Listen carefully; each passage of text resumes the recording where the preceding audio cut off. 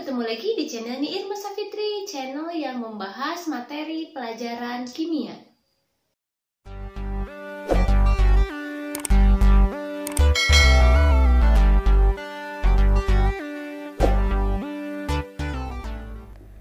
Pada kesempatan kali ini kita akan membahas mengenai termokimia bagian yang kedua, di mana pada termokimia bagian kedua ini kita akan mengupas tuntas mengenai hukum Hess. Jangan lupa untuk dukung terus channel kita dengan cara subscribe channelnya dan nyalakan notifikasi loncengnya supaya kalian dapat update informasi mengenai pembelajaran kimia yang lainnya. Selamat menyaksikan.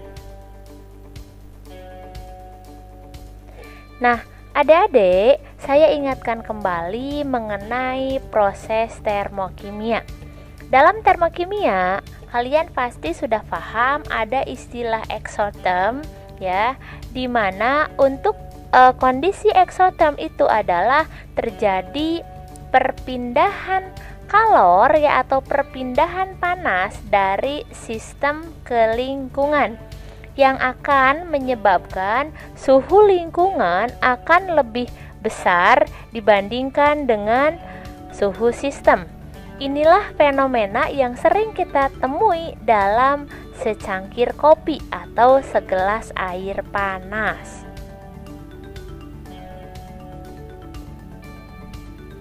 Selain ada istilah exotherm, ada juga istilah endotherm, di mana untuk istilah atau kondisi endotherm itu adalah suatu kondisi ketika terjadi perpindahan kalor dari lingkungan ke sistem. Ya, nanti suhu di lingkungan atau di sekitar sistem akan lebih rendah dibandingkan dengan suhu di dalam sistem. Inilah fenomena yang sering kita temui ketika kita melarutkan atau menuangkan air ke dalam gelas yang berisi es atau menuangkan air dingin ke dalam gelas.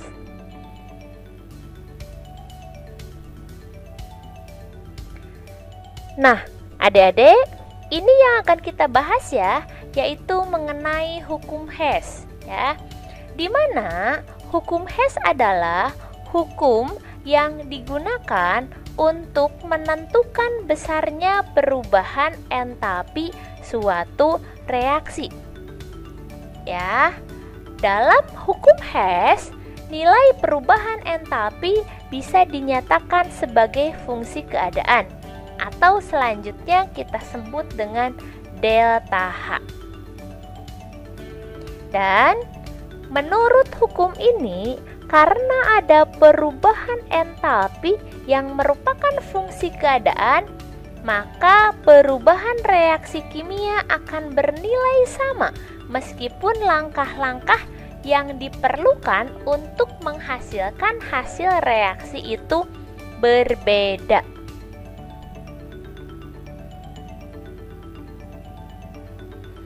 Nah, inilah bunyi hukum Hess, yaitu jumlah panas yang dibutuhkan atau yang dilepaskan pada suatu reaksi kimia tidak tergantung pada jalannya reaksi, tetapi ditentukan oleh keadaan awal dan keadaan akhir.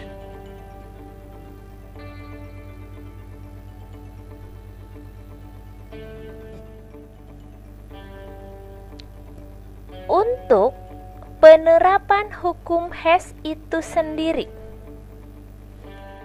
kita dapat memperoleh entalpi reaksi dengan cara ya, tentunya dengan menerapkan hukum Hess, tapi nanti akan ada dua, yaitu dengan cara mengkombinasikan beberapa reaksi yang telah diketahui entalpinya ataupun mengkombinasikan beberapa reaksi dalam diagram siklus.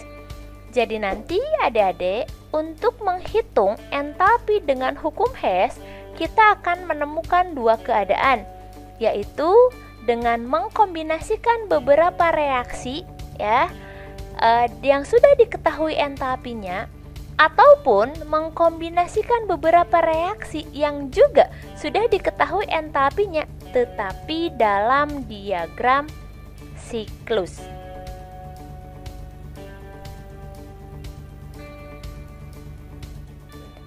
Untuk ketentuan, ketika kita menghitung entalpi dengan mengkombinasikan beberapa reaksi, maka ada beberapa hal yang harus difahami, yaitu pertama, jika reaksi dibalik, maka nilai delta H harus dibalik.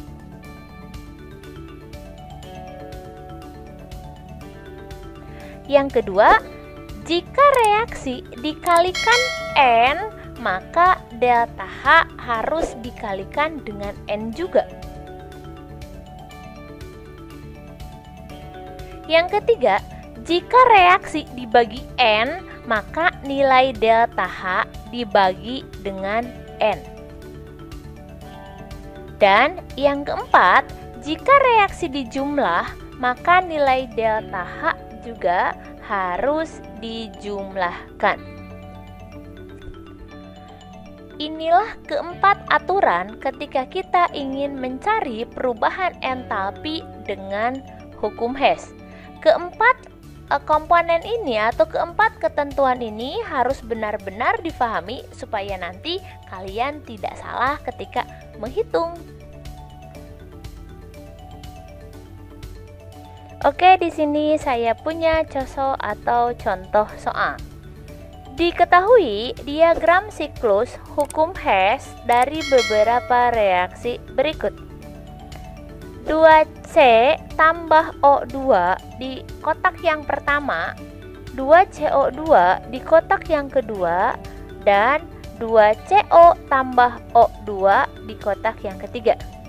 Nah, nanti dia diketahui kalau dari 2C tambah O2 menuju ke arah 2CO tambah O2, dia punya delta H2 nilainya dengan min 222 kJ.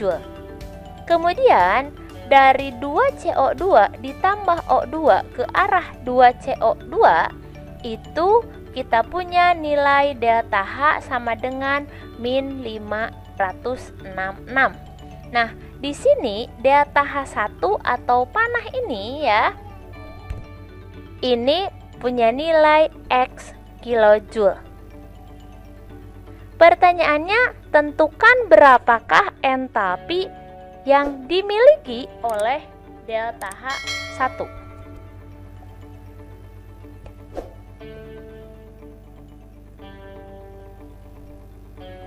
Oke, kita jawab ya.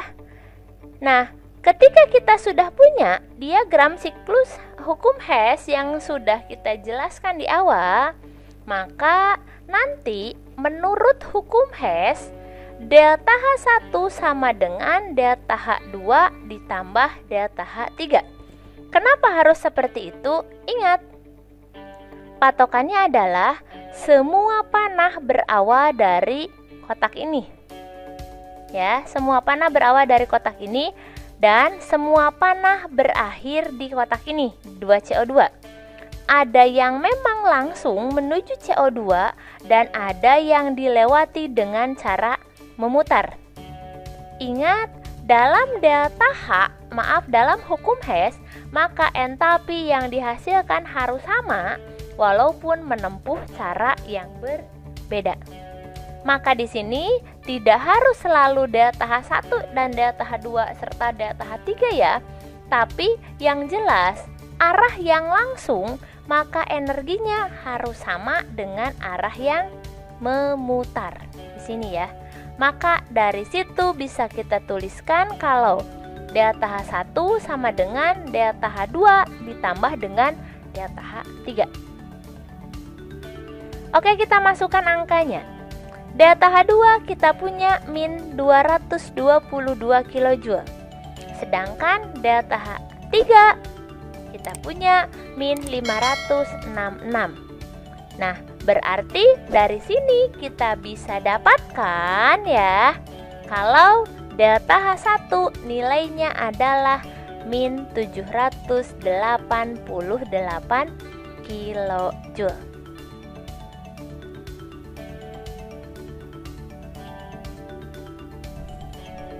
Oke, saya punya contoh soal untuk kondisi yang kedua. Jika diketahui reaksi X tambah setengah O2 menghasilkan XO dengan nilai delta H sama dengan min 395 kJ. Kemudian reaksi yang kedua, XO ditambah setengah O2 menghasilkan XO2 dengan delta H yaitu min 200 kJ. Pertanyaannya, tentukan entalpi reaksi untuk X tambah O2 menghasilkan XO2.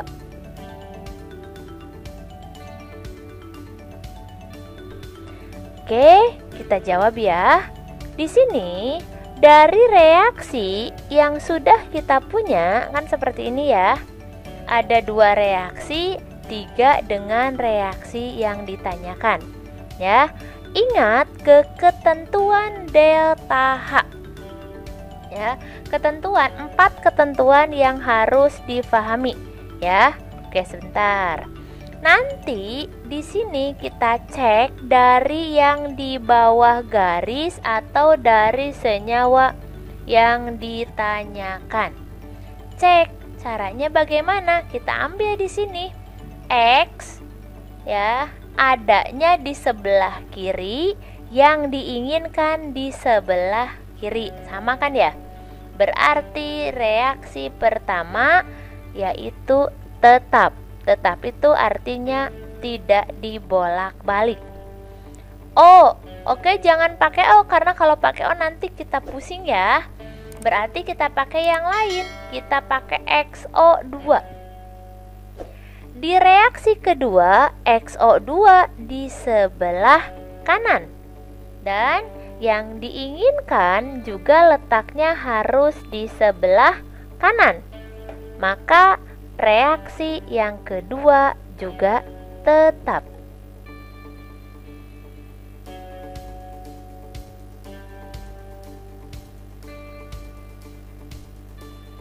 Maka karena kedua reaksi ini tetap, berarti kita tuliskan ulang dan kita dapat hasilnya seperti ini ya, sama dengan yang tadi.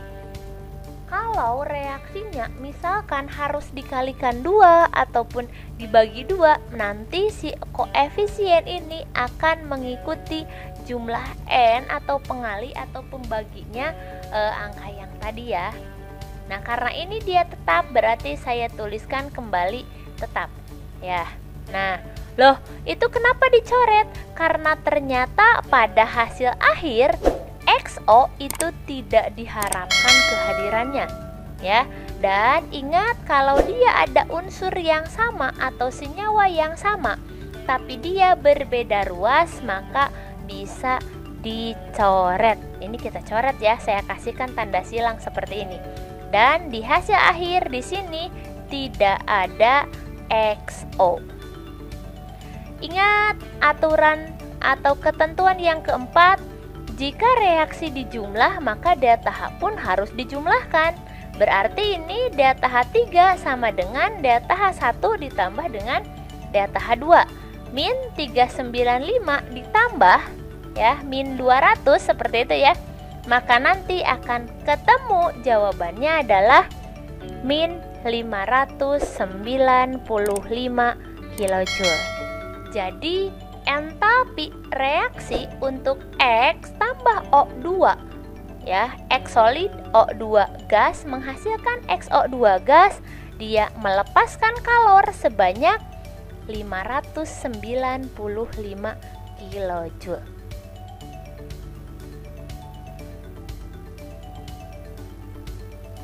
Oke, itu tadi materi tentang termokimia hukum Hess. Terima kasih sudah menyaksikan video kita kali ini. Dukung terus channel kita dengan cara subscribe, dan nyalakan notifikasi loncengnya supaya channel kita lebih berkembang lagi. Sampai jumpa di video selanjutnya.